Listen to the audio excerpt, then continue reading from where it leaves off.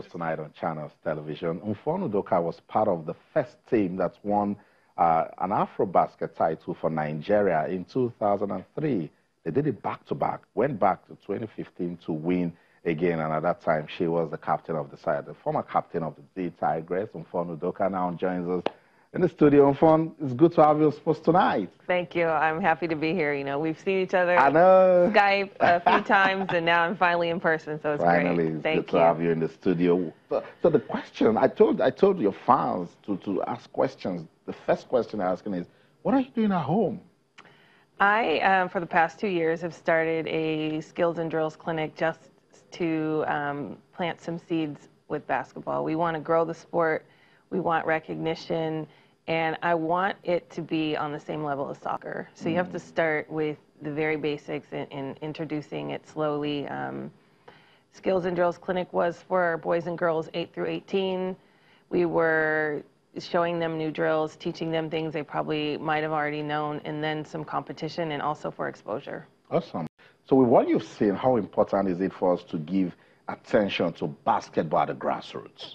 We have to. You have to start with children, and that's where it starts. It usually starts for fun, and then when you start to get more serious, you pick up your competition levels, you do more intense trainings, things like that. But at the first, we just want to plant the seed and have a little buzz and attention out there so people know that basketball is around. That's right. So this first one you did was in Uyo. What was the turnout like, and did you really see talent? Last year, it was kind of a last-minute thing because I was coming to Nigeria, and we put it together in like maybe less than a month, and we had 70 kids. So we had a good turnout, and this year, I think we bested that by 50. So we had around 125. Ooh. Wow. There's definitely interest. The South-South region is neglected and ignored, in my opinion, and we did see talent. We were able to select the best 5 girls and best 5 boys, and there's already interest for some of the boys as we speak. Collegiate basketball is huge in the United States. In fact, sports in the schools, very admirable. How can we replicate that back home? You know, it's difficult because we, in America, sports are part of life from when you're small, and it's just something that we do, and it's also implemented within a school program. So I don't know how you would fix that here, but I do know that we could be providing more programming for children. We could be providing better programs for people who want to play sports and basketball in general. I think that we are failing children, and we're not giving them enough outlets, and we're not giving them enough to do. Sports is so much more than just playing. You learn valuable life lessons, teamwork, struggling, learning how to overcome challenges, discipline, all of those things that, you know, most people that play sports won't play professionally. They might not even go to college. But the things that you learn from sports are very important. And I think when children don't have that outlet, that's when they get into trouble and they start doing other things. I agree. Is funding a major obstacle? Always. Always. You know, I can only do so much. When we put this flyer out, probably in the last 2 months, we got calls from the entire country. We got calls from Ghana. We got calls from Cameroon. So it's not just us. It's the entire continent. And if I had my way, and I definitely need more funding. I definitely need more support because I can only do so much. This is not a job for one person. This is a job for thousands of people because there are 6 areas in this country, and all of them need attention. Yeah. I know, so we can spread it. Yes, it needs to. So the media, we've done our part now. Yes, yes, of course. Yes. So let's bring the discussion back to the national team. The D Tigress, you were super proud of them when they won the last Afro Basket. We're expecting another one in Senegal. What's your expectation looking at the current team we have? Well, we are defending champions, so I expect us to defend our championship. It is going to be in Senegal, which is going to be tough. They've got this beautiful new arena, which is another area of that Nigeria is lacking, that we don't have the facilities. But they have a beautiful new arena. They are, you know, probably the 2nd best team on the continent, and it's going to be tough. And I expect our girls to go out and win it again, but they need the proper preparation, of course. That's the word, proper preparation. Aside preparing with the basketball, mentally, how important is it when you're putting together this sort of team for a championship? I think you want to try to keep it as simple as possible and not replace so many players that were there last year. I think you kind of want continuity. And when you're going into another country, and plus Senegal is a huge rival, so there's so much more than just playing Senegal. There's history and fierce competitiveness and all that. But I think you want to keep it as close to the team that you've already had and not try to shake stuff up so much because you don't have that much time to gel and come together. Mm. And again, the team, I know Ndidi Madu is not part of the team again, and some touches here and there, and the new coach also. First, what's your take about the team at the World Championship? They did great. I mean, they did everything that we expected them to do. I expected them to do things like from the time that I started playing, that was a vision I had for us as a country and a national team to be able to compete and place well and do well on a world stage.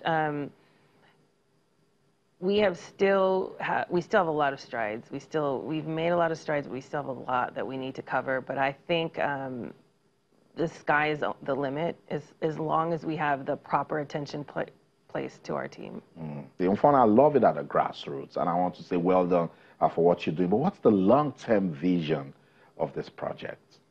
The long-term vision would be to have more clinics, probably 4 times a year, do more programming, and then identify talent and also tournaments. We would like to have, different states competing against each other, things like that, more often than it happens now. A lot of the kids said, please come back, we need more, we need more.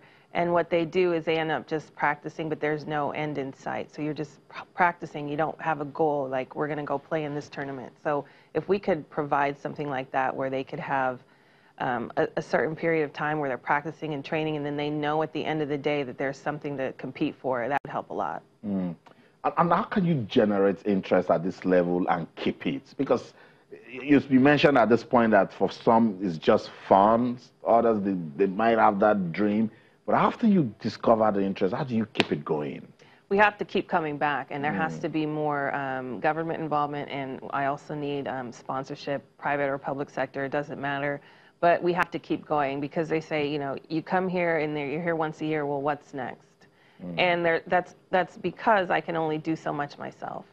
And I'm hoping that we've opened eyes. I think we have. Everybody knows basketball, and everybody knows me associated with basketball, so they know that we're going to do something that's good and good quality and necessary. But the kids are begging for more, and in the country, outside of the country, we just need to be able to provide them with more. That's right. And hopefully that's something that's going to come from this, and if we just keep making people pay attention. A lot of times they don't want to pay attention. It's basketball, it's not soccer, but you have to keep knocking on the door and make people pay attention. And I think with what we did over the weekend, it was great, and the kids loved it, the coaches that came around loved it. So I think the buzz is out, and now we just got to keep building on that. That's right, keep building on that. I saw one guy trying to cheat with a push-up. Go down. Okay. Well, let's roll back the times. Go back to 2003. That was when you ladies brought so much pride to Nigeria. By the way, it was the first time ever Nigeria will win an Afro-basket title. What was the feeling like? What was the experience? It was incredible, and there's so much that led up to it that I could go on for days about it because there's so many stories and so many memories. But all I know is when I came to Nigeria, I was 27 years old, and I landed in Abuja, and I had no idea what was going to happen. And I showed up, and we played the All-Africa Games, and we won our first gold medal. That's right. So then I was here for a period of 7 weeks, and then we went on to Maputo with First Bank Nigeria, the club championship. We won that. And then I went home, and there was a period of time where we didn't hear anything. And I was thinking, well, after we just won these 2, like, why aren't we getting the support we need to go and compete for the Nations Cup? So we got 1 week of practice. Oh. 1 week of practice. Coach Sam Vincent and Maktaben and I, we kind of met up in New York, and we're like, well, we didn't know when we were going to leave, and we're just kind of waiting around. So we were working out, and then the call comes, and then we fly to South Africa, which is the furthest I've ever flown in my life. It was 17 hours. And I remember I fell asleep on the plane in New York, and I woke up 2 hours later, and we hadn't left. So it was wild. And then we land, we practice a little bit in South Africa. Then they ship us to Mozambique in this very remote area called Nampula. It was mosquito-ridden. I wasn't eating. The conditions were just very harsh. It was a 2-hour flight from Maputo, and I think that was done by design and on purpose because we were kind of the favorite. And then we had the semifinals and the finals. We were down in both games, and we ended up coming back. I had a severely sprained ankle that really, really hampered me. And I remember a physio saying, "I'm not allowing you to play." And I was like, absolutely not. Yeah. We taped that thing up, got out there, came from behind in the last like 2 or 3 minutes. We were down 7. And Rashida Sadiq, me, Aisha Mohammed, Maktaben, Fumi, Ojalabi, we all just made it happen. And it was the most amazing thing that I've ever done to this day. I know. That tells you that the road to success is a long one, and it's to stress you, but don't give up. And you just talked about that experience you had, and the coach said, "Look, we have to tape up this ankle because we need you out there." Was that what happened? Let's talk about the NBA Finals now. Was that what happened with KD and his team? Yes, I think so. I originally didn't think that KD would even play because I knew that injury was severe. And I think the way they were saying, well, he might be here next game, I think it was for more of a psyche thing for Toronto to kind of keep in the back of their minds. But unfortunately, I know for him that he wanted to play for his team. And it's one of those things that is really, I'm assuming it's an Achilles tear, which is a very serious injury. And so it's one of those things where you want to do that for your team, but you probably shouldn't have, and it's unfortunate. And Mfon, I'm thinking it's the Golden State Warriors. Shouldn't it be no KD, no problem? I think a little bit it should be, but they are kind of banged up and injured, and they've got some players that are aging right now. Iguodala's kind of getting a little older, and then they really don't have that much depth, and that's always been a problem with their depth, and I think it's hurting them now. And Toronto has nothing to lose, and they're a hot team. They came in, they beat Milwaukee 4 games in a row, and then they beat Golden State the first game. So they were winning 5 in a row. They're ready, and they've got Kawhi. He's a leader who's been there before, and they're just kind of jumping on his back, and they're making a lot of noise. And I'm not surprised. You're not? No, I'm not. And this would be very huge for Masai Ujiri. Very. I mean, bringing a championship to Toronto, and after all the heat that he took for making that trade, being a Nigerian general manager, the first historic, all of that, it would be amazing. And it's a whole country. People just forget that Toronto is, represents Canada. It's not the United States.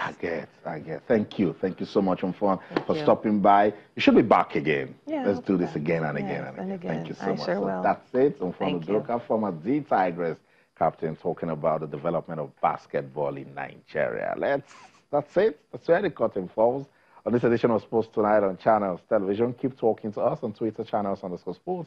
Facebook channels like Sports. That's the show for the team. I'm Austin Okunakpan. In everything you do, remember, keep talking sports. Bye for now.